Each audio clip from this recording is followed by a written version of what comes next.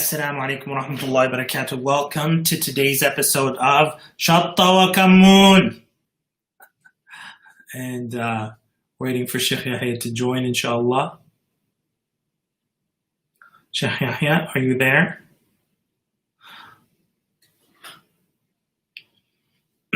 Sheikh Yahya Ibrahim is joining momentarily.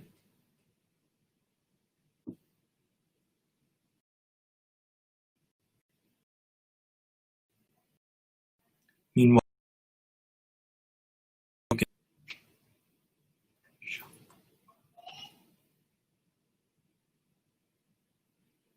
Yad, wa alaikum assalam. Mr. Aqib, wa alaikum assalam. Yes. Sheikh Yahya, your color is on. I'm just getting Yeah, hooked for you. I'll let you get ready.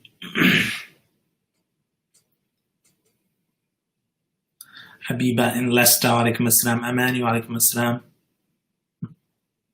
Thanks, Aqib. Nooran, wa alaikum assalam. Zaberdi, wa alaikum assalam. In Gloucestershire.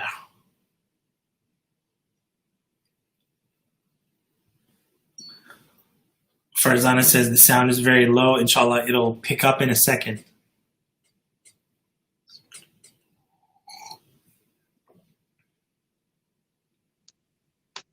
Sheikh Yahya, Hayakallah. Ooh, I'm excited, man. Number 2, baby. We're coming at ya. MashaAllah, tabarakallah. How are you doing, Sheikh Muhammad? Alhamdulillah, how are you doing?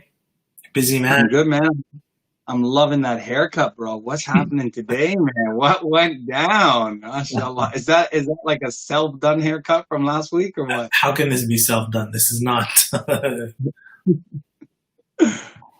So the missus got to you, huh? No. She just couldn't take it anymore. I took the plunge, went to the barber. Alhamdulillah, alhamdulillah. Allahumma barik. So what time is it over there, Chef? I like to keep my location off the grid. Oh, for security I reasons. This is, even though I ask everybody, hey, where are you from? In my mind, I'm like, you guys shouldn't be telling me your location. But I can't. Alhamdulillah. No, it's good to see you again, mashallah, tabarakallah. So can I begin by making just one observation? What happened with this transliteration, brother? What is this shutta? What is this transliteration? Shutta. All right, so we had to get guttural. Shutta. I'm loving it, mashallah, tabarakallah. So this is a little mug. We don't have too many mugs in the house. This is a cupcake mug. Nice, mashallah. I did not buy this from the store, but it is available for my use. Alhamdulillah. And what did you get up to today? Is the haircut today, or was it a little bit earlier in the day? No, it was a few days ago. A few days ago. Yeah. Alhamdulillah, it was good security. I felt safe. Alhamdulillah. For those of you tuning in, so have you started to go outside, and are you feeling this trauma? So there's this scene in the movie, what's it called? What's that movie called? You know that movie, Surrogates? You ever seen that one? Surrogate? Yeah. So where he goes outside the house. He goes outside the house after being inside, and then he's like freaked out. There's all these people there. So I feel like life is like that now. Inshallah, I'll get used to it. How about you guys? Are you guys feeling that? When you go outside, you're like trying to stay away from everybody and it feels really weird. So myself at the moment, Sheikh Muhammad, I was mentioning last week, alhamdulillah, we've really had a good, a good experience thus far with the COVID-19. Perth was actually really sunny and rainy at different parts of the time today. It's just about winter time. We're in the southern hemisphere. So one of the things that everyone's getting a bit anxious about is, every time that somebody coughs or sneezes, which is likely during the winter months, people get a little bit tense. But one of the things that I saw in the news today, which I found really, really interesting, that there has been a 60% drop in the number of influenza cases in Perth and in Western Australia in comparison to the same time in winter last year. And they're saying it's because people got really obsessive with washing their hands a little more, not touching things that they're not familiar with, that it kind of had that add-on effect that other illnesses are kind of disappearing. So I thought that, things like warts and, people aren't going to doctors for getting wart removals. And I thought that was really interesting, subhanAllah. Which also kind of connects to like the lockdown brought with it some benefits. So what are some of the benefits are you feeling like as lockdown comes to an end? What are some of the benefits that you're feeling like you're going to miss? Benefits of the lockdown. I think definitely for me, the fact that my wife was working from home. I know it's kind of, subhanAllah. It was nice that, she's at home. And even though I might be going out to the school and to work and I'm, taking the kids to work and stuff, that I knew that she was there and, she was kind of safe. And at the same time that when we came home, because we come home earlier from school normally on weekdays, that she's always there waiting for us. And like there's like brownies in the oven or like, peanut butter cookies or, something like that. So it's a selfish thing, but I think that's, it was something I think I'm going to miss. We got a special guest here right now. Oh, do you see who that? Do we got coming? Somebody by the name of Adel Ibrahim. Is it? MashaAllah. Oh, my dad's saying salam, eh? Yes. Shout out to your dad. He says, Zadakumullah khairan wa baraka mashayikhuna al-kiram. MashaAllah, MashaAllah. حق عادل. كيفك عدول؟ صباح الفل.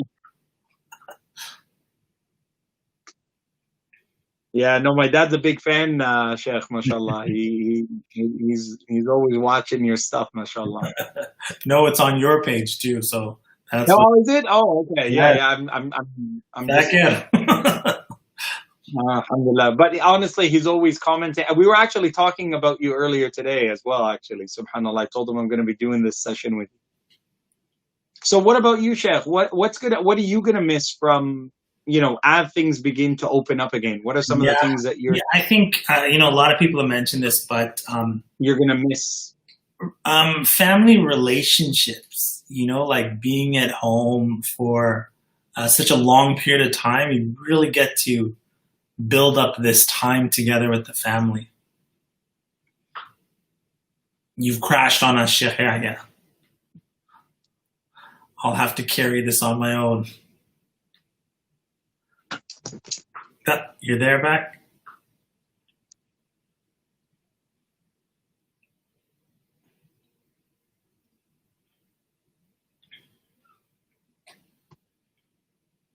I'll hold Sheikh Yahya until he's ready to go. What do you guys have? What are your thoughts on what we're saying? Or if you have questions, what are you going to miss about the lockdown?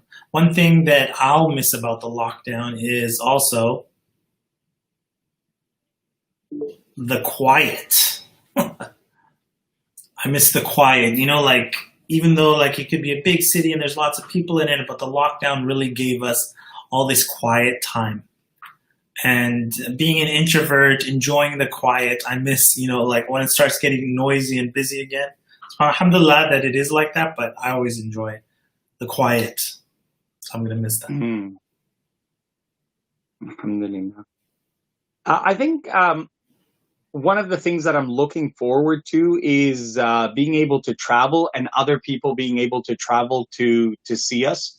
And I know it's probably far off, but it is something that I think is I miss El Hag Adel. I miss seeing him. I want to either get him on a plane or myself on a plane. Of course, it'll be myself. I think I just want to make sure that he stays, happy and safe wherever he is. But that's something. Yeah, honestly, it's one of the things I'm looking forward to. And I won't miss the fact that we can't have that happening. Yeah. What book are you reading lately, Sheikh? Are you ordering books? Anything online? The book. Are you doing deliveries? The book that I'm reading right now is I'm reading 3 books. One is the one on the art of gathering, like how to make gatherings and meetings beneficial. Yeah. Another book I'm reading is about marketing, how to market. And it's a little undercover. That's not the full title of the book, but I don't want to tell anybody the rest of them. The third one is about superheroes. It's like a comedy book about superhero corporation. So, nice. Yes. What about you? Don't ask me what I'm reading. Don't ask, because I'm not reading at the moment. It's been like a week and a half and I haven't touched anything yet. And I kind of said to myself, I'm just going to help my kids with their tests and exams. They got a couple of exams coming up. And I'm actually like you, subhanAllah, in that I kind of get bored from reading one particular kind of theme. So I found that really interesting that you're reading a little bit about gathering, a little bit about marketing and superheroes. Is that the norm, or is that something you developed? So the thing is with the books, there's different places when you read different situations. Like you might be eating dinner and you don't have time to take notes, so superhero book comes out. Or other times when, hey, I feel like I need to stimulate my mind, and then I pull out the art of gathering or the marketing book. Are you a reader on tablets? Is that something that you're happy with, or are you like the hardback kind of guy? Do you want the physical? I'm definitely not the hardback kind of guy, because it becomes a burden to have the hardback books. They're nice, but it's just you have to give it so much focus and it takes up too much space. And you know what? I gotta be the tablet guy. How about you? So are you okay? Are you tablet or phone? Do you read on like that little phone screen? I do Audible. I listen to the books while I play games. Okay. So Audible is one of the things that you enjoy as well, mashallah. Yeah. Yeah. See, I found it really difficult to kind of get into books on my mobile device. If it's like something that I can read on like a Samsung tab or the iPad, then that's cool. No, that's looking good, mashallah. So wow. You guys, when me and Yahya, what does it say? The cool school? That's right. No, you put cool in school, baby. Oh yeah. That's right. That was a gift from one of my students, mashallah. His name is Akif. Akif, go to bed. You should be asleep now. You shouldn't be online. So when myself and Sheikh Yahya Ibrahim went to Uzbekistan, Sheikh Yahya told me that they've got this amazing lemon tea that they make, and it's very unique to Uzbekistan. Right? I would break COVID rules right now for some of that lemon tea, chef. You know that was the bomb. And it's not just normal lemon tea, because it's almost like the lemons in Uzbekistan are like tangerines. So they're very sweet lemons. And then they put some tea. So Sheikh Yahya, this is actually lemon tea. Rather than drinking cold water, I just fill up a whole bucket of warm water, put a lemon in there, put a tea bag a little bit, and that's my water. So it's delicious. Like any honey or any sweetener, or just as it is? You don't really need honey, right? It's just lemon tea. Exactly. Yeah. Nice. So it's a cold brew, so you don't put any heat to it. And no, it's a boiled. It starts off hot, but I don't mind if it's hot or cold. It starts off hot and becomes cold later on. MashaAllah. Oh man, now you got me thinking of lemon tea, man. that Tashkent brew. Woo! Wow. or that salad where they put the dill on it. Now I'm getting hungry, Chef. What are you No, doing to for me me? it was just the lemon tea and the meats were good. The meats were good. Yeah, alhamdulillah, alhamdulillah. All right, let's get spicy here. What's something that you failed at recently? What did you learn from that? Something that you failed at recently. Yeah, Shutta shows up. Oh, wow, that came out of left field. I like that. Failed at recently. There's actually, subhanAllah, a number of things. See, it's tough to share, I guess, too much on this kind of social media stuff. But I think one of the things that that I'm not beating myself up about, but it's something that I want to kind of recapture. I used to be a lot more in the zone as it related to my upkeep and physical fitness.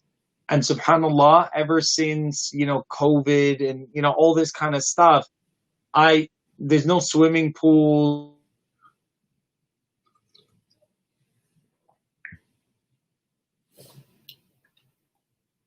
And we have lost Sheikh Yahya once again.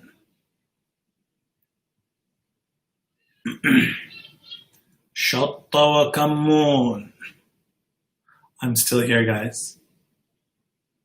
So something that I have failed at recently is... Yeah, he froze. Sheikh Yahya froze. And he's off. Let me see if he's going to pop back in. Oh, come on.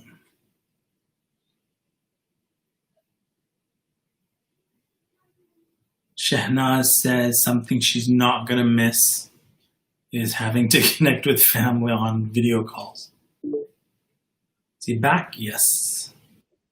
If anybody gives me a call, it drops out here. It must be a setting thing. So that's what I got to fix for next time. I apologize for that, Chef.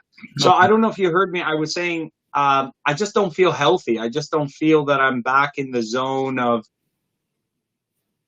as best as I should. And I want to improve in that a little bit more.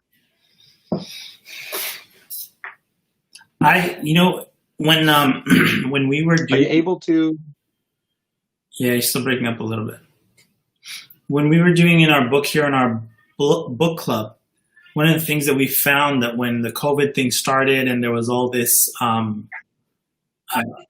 at home and lockdown, everything good.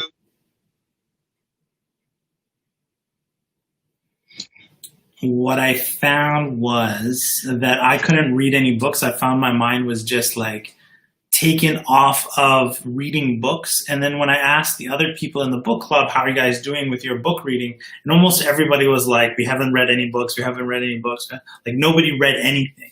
And I felt that was, one of the first, the symptoms of this, of like lockdown and the fear was everybody just kind of like lost their productivity. I think it started with good intentions. Everybody's like, hey, we're going to do all these push-ups. We're going to do this and that every single day. And then as the lockdown continued, people were like, just, you know what, forget that. Yeah, that became a challenge for me. It became a challenge for my family. Actually, you know what I just did to kind of remedy it? I've told my son, Umar, he's 12 years old. So he's real fit, mashallah. Like he loves his athletics and, UFC and all that kind of thing. And he's, we can't wait until we get back into the gym and stuff. So I told him, listen, you get $3 an hour to be the fitness trainer for the family. So you got to devise a plan for each and every one of us, for his sister, for his mom, for me. So he's going to put me through my paces tomorrow, actually. I don't know. I think I'm going to be in pain, I think, because he's like, planning it out and strategizing how he can earn those $3 for it. So this is... $3 for a 40-minute session. So this is new? Like he's just starting it off? How old is he? Yeah, this is just going to be this weekend. It's the first time we're doing it. So I asked him to get something set up on Thursday. So he's super let's see how we go. So he's been researching, different HIIT exercises, high intensity, this and that. And I said, the only thing is you got to make sure that we can do it in our own house. We can't go outside. I don't want to run and jog on the street. It's stuff that's in our backyard or anywhere around us here. Are you still in lockdown over So I might send you some WhatsApp photos of that, inshallah. You guys are still in lockdown? No, not lockdown. Just to make it easier for his sister as well and for his mom, and it's just easier that way. Yeah. It's also to save us from having to do a lot of miles. Yeah, so that's one of the more recent things. What about yourself, Sheikh? Failed it recently. One thing that kind of like a little deeper than, I set out to do exercise. In the past year, so I had this goal from the beginning of 2019, some big lofty goal. And probably the whole year I was working on this thing. And towards the end of the year, it looked like, hey, it's happening. It was something big. And I thought it was happening. And then it didn't work out. All right. Something business related.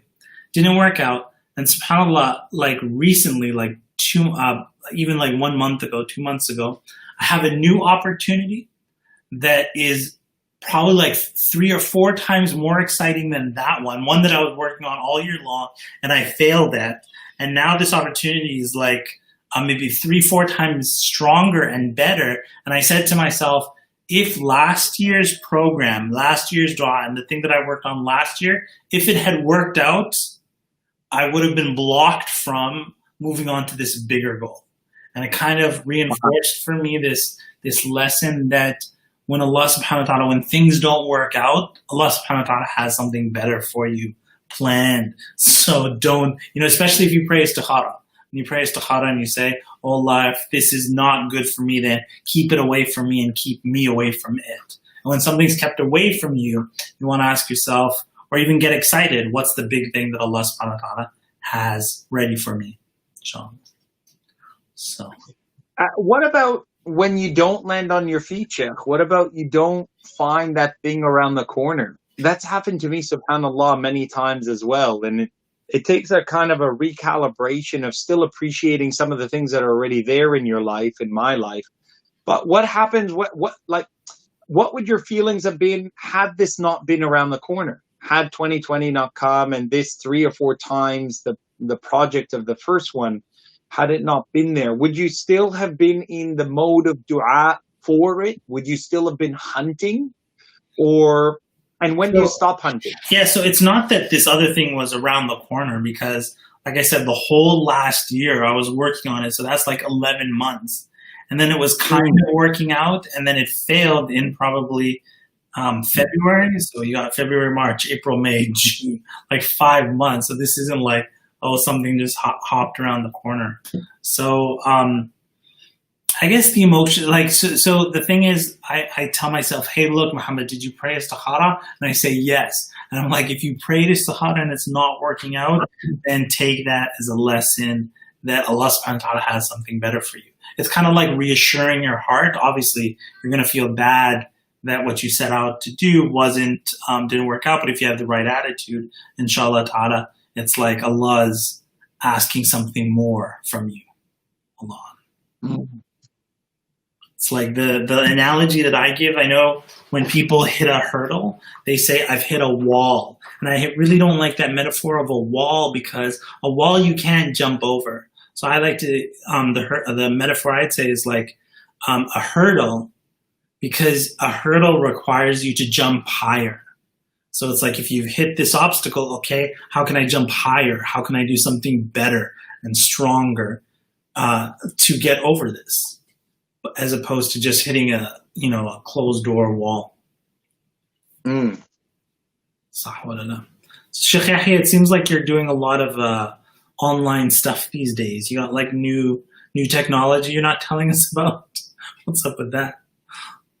No, not really. I think one of the lessons that I got from like this whole COVID-19, and I think I mentioned this last time, I said, subhanAllah, there was this appreciation of the blessing of still being able to connect with people that I want to continue to teach. You know, for myself and yourself, Sheikh Mohammed, we've been teaching for what, maybe 2 decades now? At least 20 years, I would say. Yeah. If not more. So I have a videotape of myself and our Sheikh Dr. Abdullah Hakim Quick.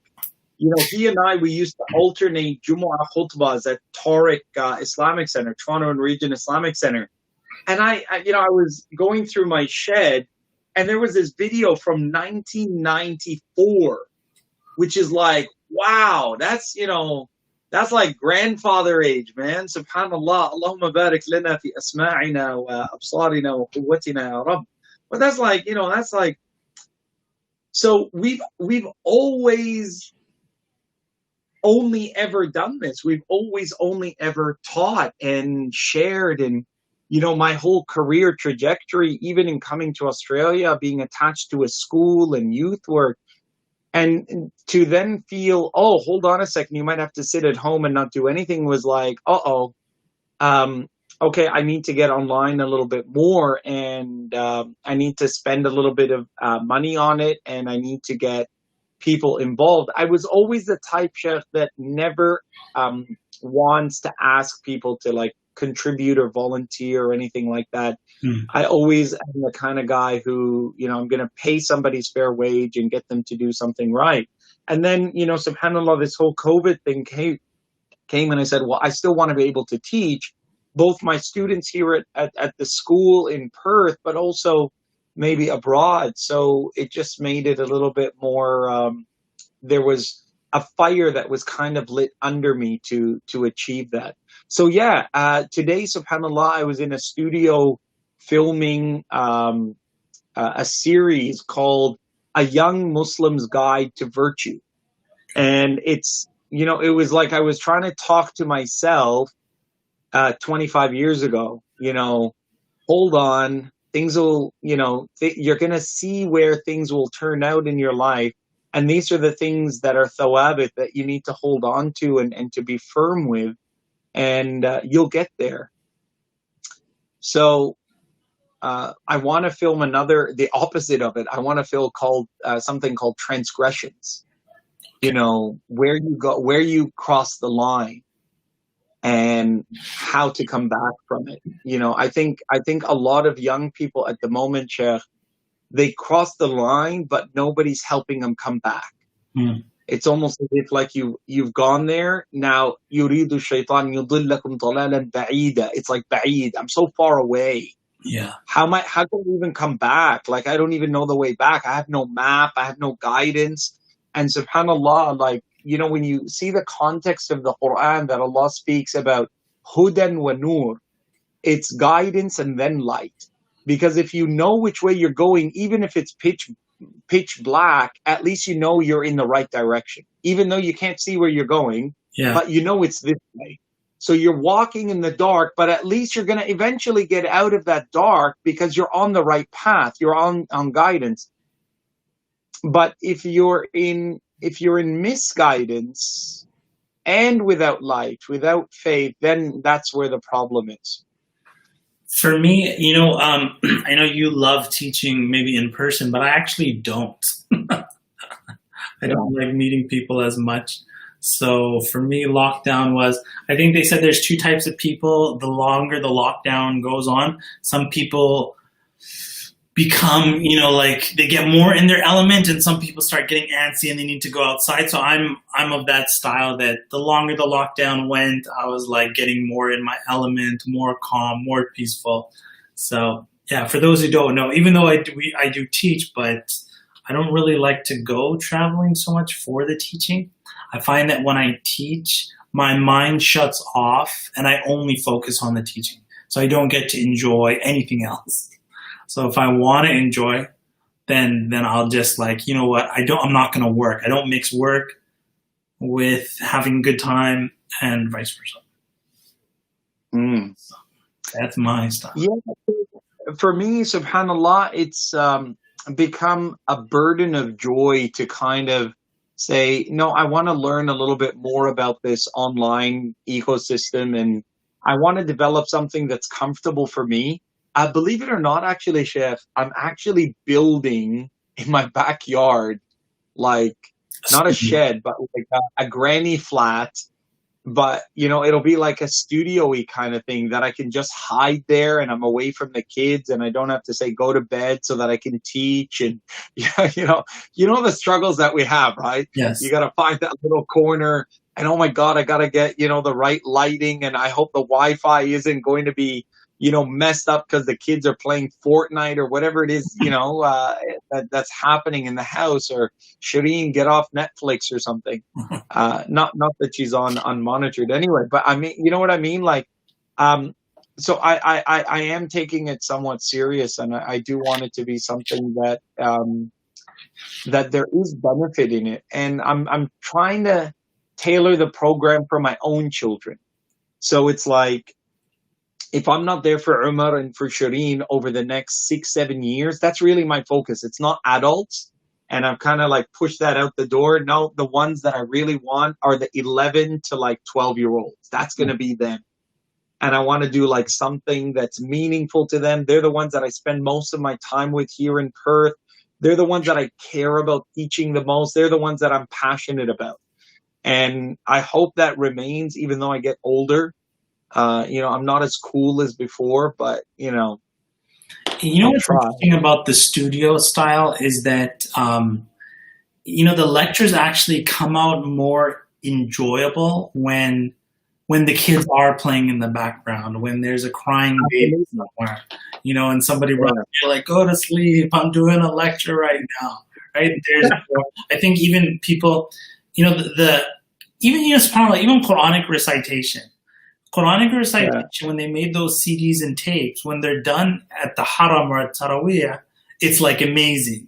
And when the same sheikh goes to a studio to record, it's like, there's no life. The guy's like, it's so boring. So I think that also happens when we're making videos and stuff. Absolutely, yeah. So it depends on the type of content. So I'm doing this series, where I'm doing your series, Sheikh. I like hijacked it. Touched by an angel. I've just absorbed it. I'm paneling in Muhammad al-Sharif. And I'm like, all right, kids, we're going to do this, and we're going to go deep, right? I'm doing the Muhammad gig, man. And may Allah reward you for it, Sheikh. But I want them to connect with the surahs that they do the most. So I'm actually also recording in class or with my own, my own family and my own personal students. So there is that kind of background element. Now there will be, of course, certain things that are studio-y and other things that are in class sessions. But I do look forward to your critique, inshallah. Inshallah. So you guys also, while we're having our Shutta and Kammoon little video podcast, if you guys have some topics, not questions. We don't want to turn this into a Q&A. Q&A is so boring. Oh my God. But if you've got like, hey, why don't we discuss this? Like hop into the discussion if you want to. So we got Nobera, Cyrus here, Lisa's here. Ahlan wa sahlan. We're all the brothers. So Sheikh, as you were looking into the studio and whatnot, let's get a little technical here. What were you curious about? What kind of technologies are you curious about? Like, oh, that sounds so cool. Or you know what really hit me? How important light is. Like light, and how important it is to making you either look awake, upset, happy, which way the shadow falls. Like that, those were ever things I've ever thought about in my, at any point in time. But I think, and then it really dawned on me where the brother, may Allah reward him, he's probably watching now, Adel. He's this awesome Bosnian brother. So he says, Yahya, the light is the most important aspect, light and the sound. And it doesn't matter what you look like or even what you're saying. if the light is right and if the sound is right, people will continue to watch. But if the sound is bad or the look is bad, even though you have something meaningful to say, it'll be lost. People won't tune in. And I thought, that kind of makes sense. And therefore you hear the Sahaba talking about the Prophet ﷺ on the day of Jumu'ah, ala sawtu. His voice would be elevated in a way you never heard it elevated before. وَحْمَرَّ وَجْهُ. His face would have this reddish tinge that, flood would flow into his blessed face, sallallahu alaihi wasallam, that they could see him clearly. And then it made me think about, how they say that the Prophet ﷺ's face was radiant like a full moon. You know what I mean? Mm. So light, subhanAllah, it is something that is important for us to consider. The aesthetics of it became something important to me. The technical. But you know what? Even what this brother said, I know he's watching, and then let's start the debate right now. A lot of people think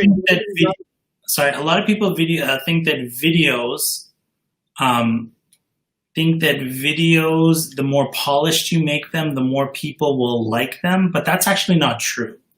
It's more of more passionate you are in the video. Even if the lighting is bad and all those things are not set up properly, but if it's raw, real, and authentic, like take for example that lady who did a Facebook Live of her wearing that Chewbacca mask, and she just started laughing, and it came out as a Chewbacca roar.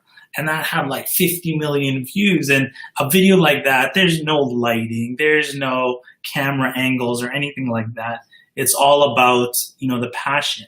And I think that when people focus so much on the lighting and the setup, the passion gets lost in that. It's kind of the example that I said of a sheikh doing a recording at a studio, a Quran recording.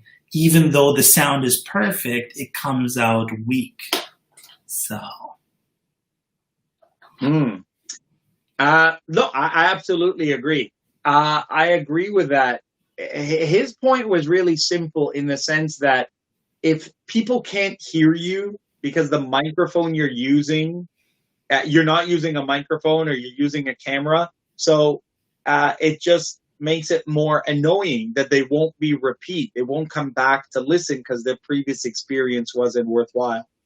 How do you keep your online teaching, Sheikh, on days when you don't feel it? That was just like every day, right? It's all like, when you're not feeling it, how do you keep that up tempo? So there's two things I would say to that. Number one is, I find I'm not in the mood when I actually don't have anything to say. So some people, they're really good at just talking off the top of their head. And I know you're good at that too, Sheikh. Like somebody will say like, Dina Khatira, and you're like, Bismillah, and you can talk. But for my mind, I'm like, no, I need to prepare this. I don't have thoughts. I just can't talk off the top of my head. So when I don't have something to say, that takes my mood away. I don't feel like talking. I don't feel like making stuff up. And the other thing is though, about like how, if I do have something to say, then it's the pre-lecture ritual of getting yourself psyched up. The breathing, the cold shower, the practicing, your voice, vocal cords and stuff like that. I have a routine, maybe I'll tell you later, the routine to get you in the zone before you go. And I do all of that. It takes me about 20 minutes to go through my pump-up routine when I'm teaching a class, like the post-Ramadan challenge that we're going to be doing. Before I go live, it's starting this Monday, before I go live, I have like about 2 hours of prep work that I do so that when I come on camera, it's like, boom. But I have to do the 2 hour before. So it's like that boxer who breaks the sweat in the change room before jumping in the ring. Okay. No, just take my word for it. Like, you don't want to get in the ring cold. You want to get in the ring already have, your body's ready to roll. Yeah. Nice. Let's take some. I'm definitely looking forward to that. Let's take some thoughts or some words from the audience. This is Cyrus says, her comment, laugh out loud, but I do think sound and lighting is important. But yeah, the democratization of this online platform has changed the game. Well, this is a good one.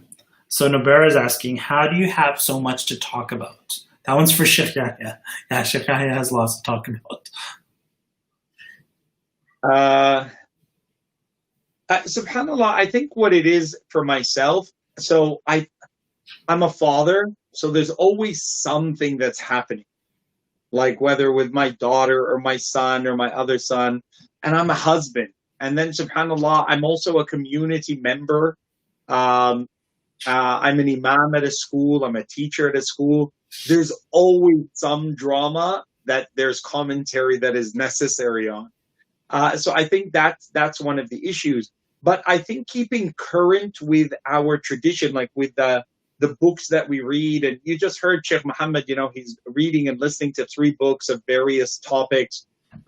We always stay in contact with our teachers who we still continue to learn from, or our peers and colleagues who we're benefiting from. So that for me has always become, a really a grounding issue. It builds more interest to continue studying and searching and reading more on. I guess some people are just more inquisitive as well. Like I do want to know more. And when I ask somebody, how are you feeling? I'm actually really interested in actually how are they feeling. Like it's not just an off the cuff. You know how some people ask like that, Chef, oh, how are you doing? And it's almost like it's like a pause, good morning kind of thing. I think, I know from yourself, like when you ask, you're actually genuine. You really do want to know. It's not everybody's like that, actually. Yeah. For me, actually, you know what? I'll respond to this one. A lot of the work that I do in the morning these days is creating content ideation, like making ideas, what to talk about. And you don't want to just talk about, so I'll get a little technical here. If you have a brand or you have a mission and you have an organization, you will have some core messages that are core messages of your organization, whether it's an Islamic school or an Instagram page or a mommypreneur or whatever it is, you got some core messages. So let's say you've got 5 core messages. Maybe one of them is, for me, one of my core messages is don't take a lot out of the equation. So now when I do a lecture or I'm making ideas or what am I going to speak about, I'll say I could do a how-to video, I could do a marketing video, I could do a Quranic tafsir lecture, and then I'm like, how do I connect a Quran tafsir type of reminder or Facebook Live to one of my core messages, which is don't take a lot out of the equation. So for example, I did a post, it's just a basic post, which is whenever there's injustice in the world, it's not enough to just ask another human being to give you justice. You have to ask Allah subhanahu wa ta'ala. And then I said that Allah, as you see in the hadith, has a VIP path for those du'as if it's coming from the person who's oppressed, which tells us that Allah subhanahu wa ta'ala gives special status, gives special position to the person who calls upon him when they're being oppressed. So going from this ideation, I took like the ideation and it came to a message like that. So as you see, my thoughts don't come off the top of my head. I have to prepare a lot, and there's some intelligence behind it. وهكذا. Can I ask, it might be a bit controversial, did you watch YQ's latest YouTube thing with... I did. You didn't? Are you going to watch it soon? I find that watching videos takes too much time. Like I don't sit around on YouTube watching videos and stuff like that. If the video is longer than 2 minutes, I'll be like, what? Because it's stuff that we lived, and I'm sure it's stuff that you lived through with the whole, controversies. Yeah. No, I haven't seen it. I think it's worthwhile, actually. Sometimes I read Sheikh Abu Isa's posts. That takes longer than 2 minutes, but he posts some nice things. Yeah, he does. He's a gem, mashallah. Actually, he's a rough, uncut gem, mashallah. Inshallah. I love that. Here's a question for you from Nubera. She says, Sheikh Yahya, do you write down your thoughts? Does that help you teach better?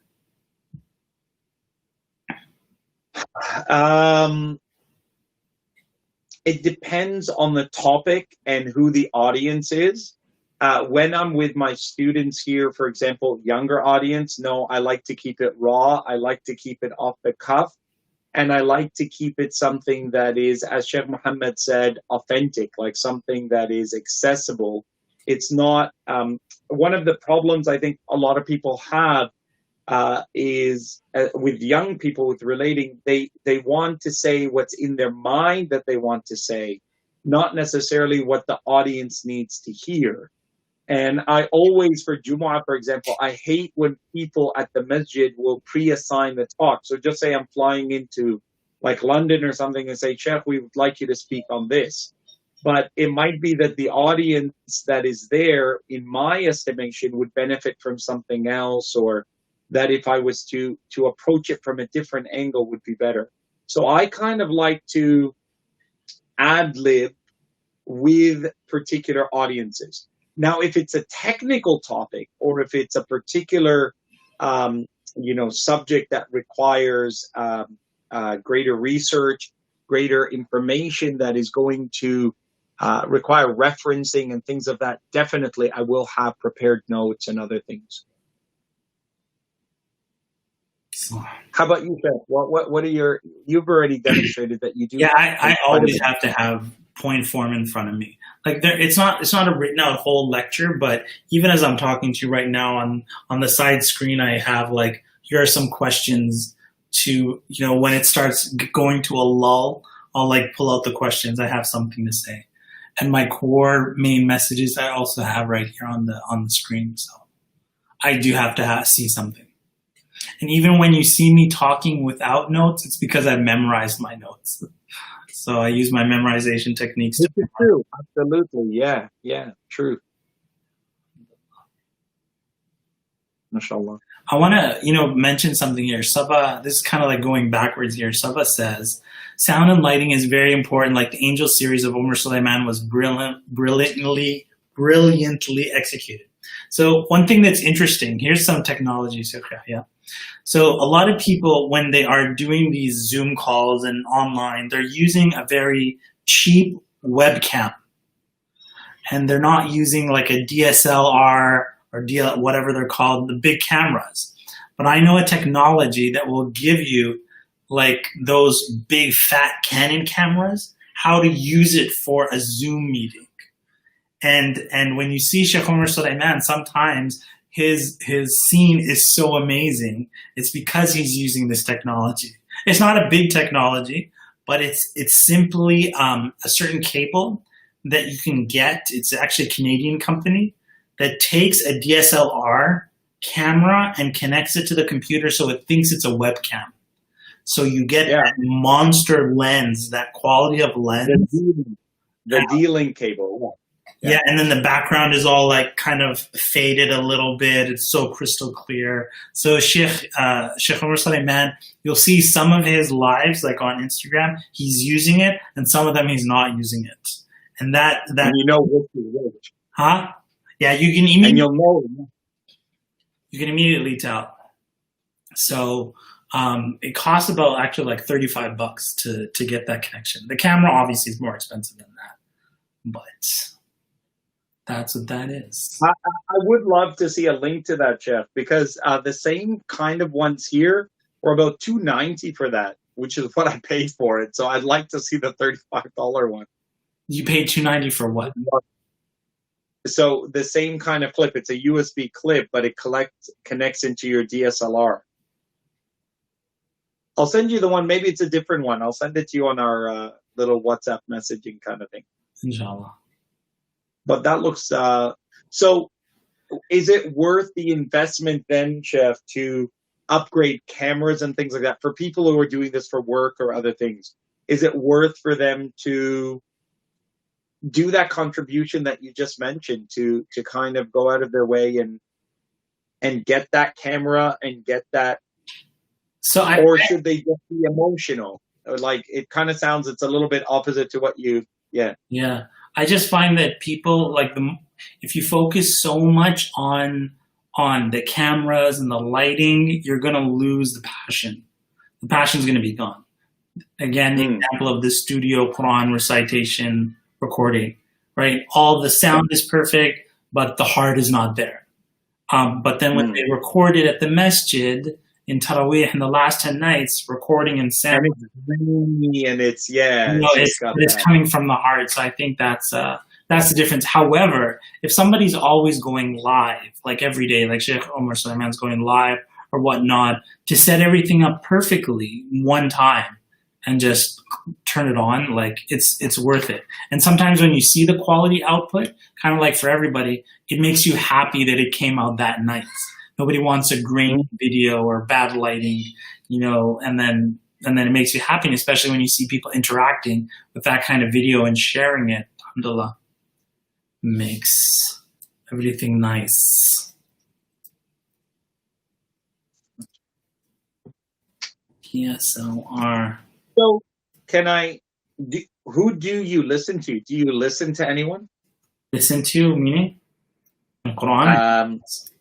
No. Like, are you like a YQ fanatic or like come on, man, let it out, bro, let it out. Come on.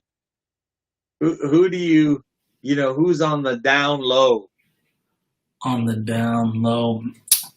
SubhanAllah, I'm a book reader. So I have this theory that when people make a web page or a blog post, they spend 15 minutes to make a blog post.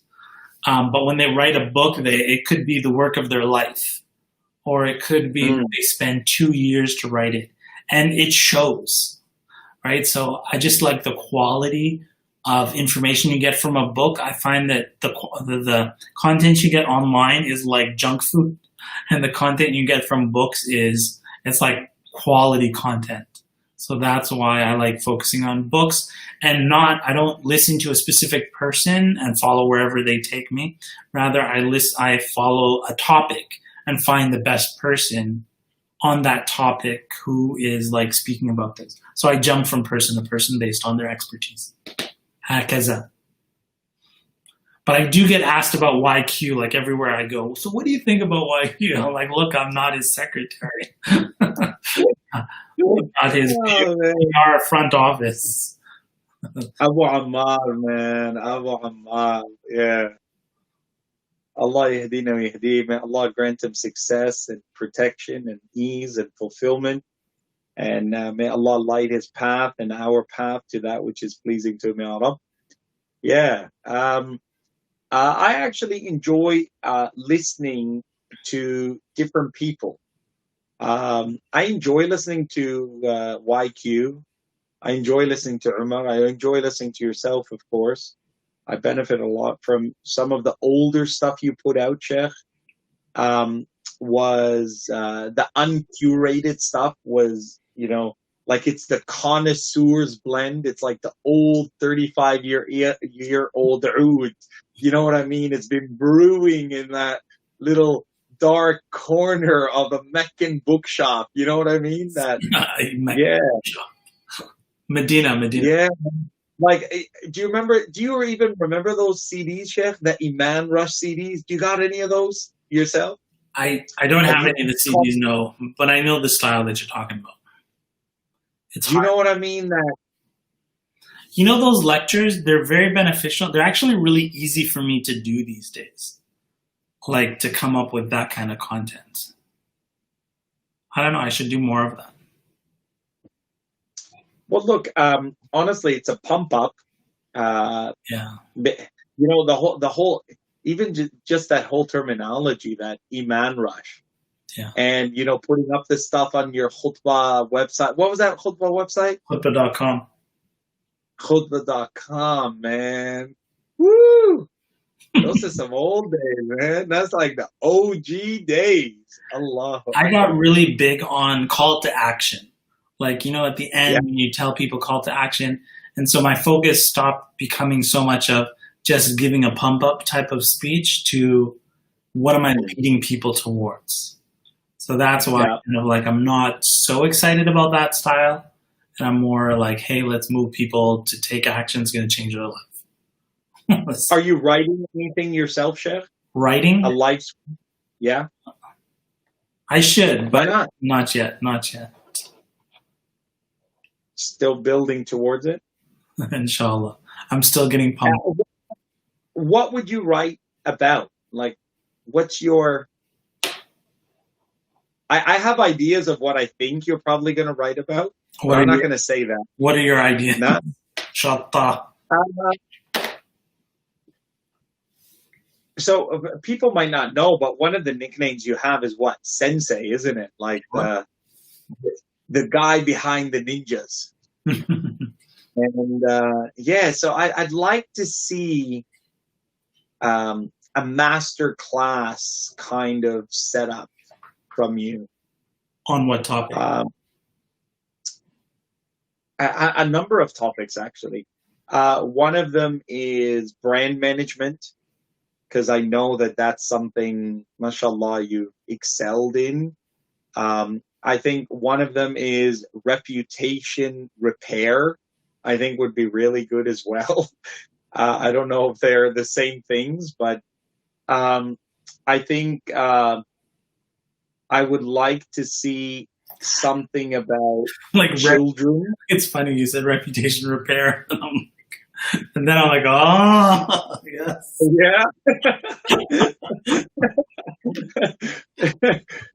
I think I'd like to see something about mentorship, and especially something for younger people. I think younger people need to be able to access someone like yourself. Yeah. I think at the moment you kind of are, your niche is to those who will benefit definitely from you. But I'd love to see those who could benefit from you that would make you work to make them benefit from you. It would like push you further to just, that you have to reach out more. At the moment, I think the people you're reaching are already those who are primed for that next level. Like they're there and you're just going to give them what they probably won't get there on their own, but you'll give it to them. You'll assist them towards it. So but there's so many, go ahead. So many under that level that I believe that would benefit so much from your humility and, your aloofness, that I think it would, reignite a whole new generation. So the thing that I am excited about these days and curious about, and I'm about to launch, is actually mentorship. Not a book, but an actual mentorship. Okay. So. And how do we get in on that? We'll see. All right. Invitation. I get the free mentorship anyway, so I'm cool. I'm just saying, but I want to expand those horizons. What's interesting as I'm making my this is like insider, as I'm making my ideation matrix of kind of like content I'm designing, Sheikh Yahya Ibrahim is one of my personas in my marketing matrix. MashaAllah. Ibrahim, because that kind of like somebody that's online, who knows their stuff, might not know marketing that well, needs a little branding, reputation management or something like that. What does he need to hear? What kind of messages? And that helps me kind of put that together. So actually what I was thinking of doing was opening a new Instagram account. I just thought about this like 2 days ago, so that I could just unleash on all my marketing stuff. Because I find that my current, accounts, people are looking for the Islamic things. And I just want to like step to the side and then just like tell you guys, do this, boom, boom, boom, boom, boom. Here's, this is how you do it. So maybe we'll see. Ooh, I'm getting excited. I'm salivating at the thought, brother. I just hope the shutta isn't too fierce, man. The spice is gonna come heavy. It's gonna be. It's gonna be like, look, in my office. In my office, I'm carrying harissa, bro. You know, you gotta have that hot sauce on the side. Doesn't it I got this a gift from. I got this as a gift from a Tunisian family, and they said, "Sheikh, you keep this in your office. It doesn't need to be refrigerated. Anytime you need hot sauce, pull it out." I was like, "Cool." Is it hot sauce? It's the one thing you can't leave hope without. Is it a paste or is it just? It's like a paste, but it's like you know, sriracha sauce, but it's like a Middle Easterny thing, but it's like a little bit more pasty. It's beautiful. Yeah, it's just. I think I'm gonna call you Harisa from now on, bro. Harisa or Kammoon. Yeah, no, look, this was awesome, man. We're gonna do it next week, inshallah, or what? Inshallah. Allah. I think there's a couple of people. They're like, "Oh, Sheikh, is it just you two?" Or like, "Oh, can we get in on it?" I was like, "He's mine. Stay away. He belongs to me." Who's saying that? People in the comments. Yeah. Some of them old folks, man. Stay away from them, Chef. Whoever tries to lure you away from me, you just let me know about it, bro. I gotta protect our little relationship here. Nobody else is allowed. That's it. هو انت فاكرنا روجن. No, I think it's always a pleasure chilling with you, man. Even though it's a little bit of a distance, I can't wait until we break some of those cardamom biscuits together in your car as we watch sunset over the beach somewhere, inshallah. May Allah subhanahu wa ta'ala join us always in good, ya Sheikh. I'm going to let you go now. Yeah, give us a dua before you go, Sheikh. Sorry? Give us a closing dua. All right, like one of the mulvi du'as or like one of them ad hoc ones? As you wish. One of the du'a that I've been making, subhanallah, recently is the du'a of Ibrahim alayhi salam. ربنا لا تجعلنا فتنة للذين كفروا. Oh Allah, don't make us the test and trial for those who disbelieve. And there's also, of course, the versions of it, للذين آمنوا. You know, amongst the other prophets, they would say, "Oh Allah, don't make us the fitna of those who believe. May Allah not make us the fitna of those who don't disbelieve." It really is upsetting, subhanAllah, to even think that on account of a person straying away from Allah, that it could be because of us being the test that they had in life. May Allah subhanahu wa ta'ala protect us from ever turning anyone away from His path and make us from those who are elevated and guided to that which is good. May Allah make us better than what people think of us, and Allah forgive us that which people don't know of us, that He is aware of, and that Allah has given us His satra sittir subhanahu wa ta'ala, that He expunges it from our sins. Allahumma ameen. It's a pleasure, Sheikh. I love the haircut. I'll see you soon. Ameen. Assalamu